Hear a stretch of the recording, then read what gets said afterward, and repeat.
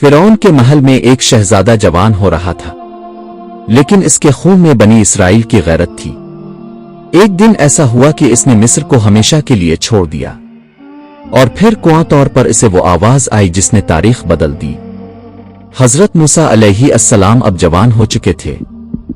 फिरौन के घर में पलने के बावजूद उनका दिल मजलूम बनी इसराइल के साथ धड़कता था।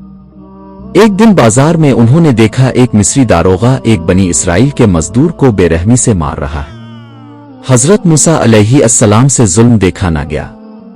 उन्होंने मजदूर को बचाने के लिए दारोगा को एक मुक्का मारा और वो वहीं मर गया।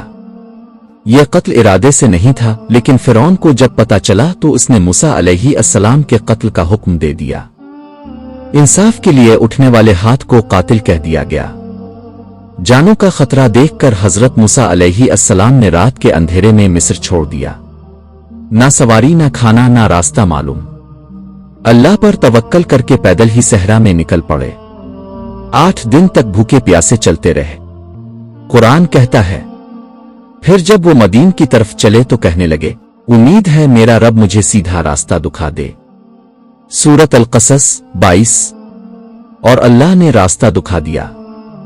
जब दुनिया साथ छोड़ दे, अल्लाह रास्ता बना देता है। चलते चलते हजरत मूसा अलैहि अस्सलाम मदीन पहुंचे। वहां एक कुएं पर कुछ लोग अपने जानवरों को पानी पिला रहे थे। 2 लड़कियां अपनी बकरियों के साथ अलग खड़ी थीं। हजरत मूसा अलैहि अस्सलाम ने पूछा, तुम पानी क्यों नहीं पिला रहे? वो बोले, हमारे वालिद बूढ़े हैं। जब सब मर्द चले जाते हैं तब हम पानी पिलाती है। हजरत मूसा अलैहि अस्सलाम ने उनकी बकरियों को पानी पिला दिया। ये लड़कियां हजरत शुएब अलैहि अस्सलाम की बेटियां थीं।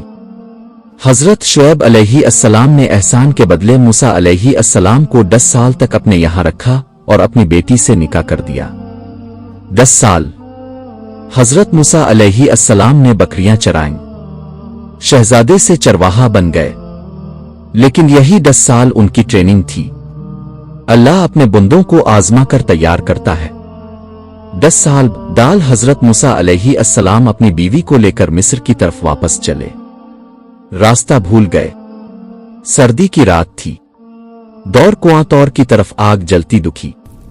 अपनी घरवाली से कहा, तुम यहीं रुको, मैं आग से कुछ अंगारा ले आता हूं या रास्ते का पता मिल जाए। जब आग के पास पहुंचे तो देखा आग एक हरियाली झाड़ी पर जल रही है, लेकिन झाड़ी जल नहीं रही, खत्म नहीं हो रही। ये आग नहीं थी, ये अल्लाह का नूर था। जैसे ही हजरत मूसा अलैहि अस्सलाम करीब पहुंचे, दाएं जानिब से वादी के अंदर से एक आवाज आई, ए मूसा, बेशक मैं ही तेरा रब हूं, बस अपनी जूतियां उतार दे, बेशक तो पाक मैदान तो में है। सूरत ताहा 11-12। तसव्वुर करो वो मंजर, सुनसान सहरा, रात का सन्नाटा और खालिक कायनात की आवाज सीधा बंदे से। अल्लाह ने फरमाया, और मैंने तुम्हें अपने काम के लिए मुंतखब कर लिया है। सूरत ताहा 41। फिर 2 मुजिज़े दिए गए। एक असा जमीन पर फेंको तो सांप बन जाए। 2 दिन बैजा बगल में हाथ डालो तो चमकदार सफेद होकर निकले बगैर किसी बीमारी के। और हुक्म मिला, जाओ फिरौन के पास, वो सरकश हो गया है।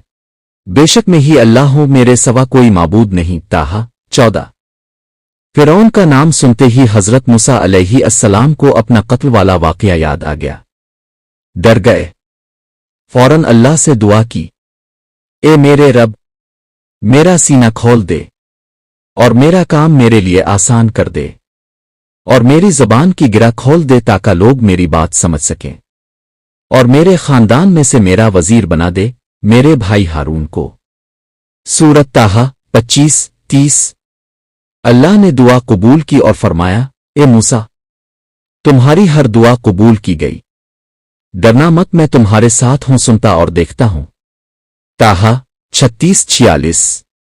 अब हजरत मूसा अलैहि अस्सलाम वापस मिस्र जा रहे हैं।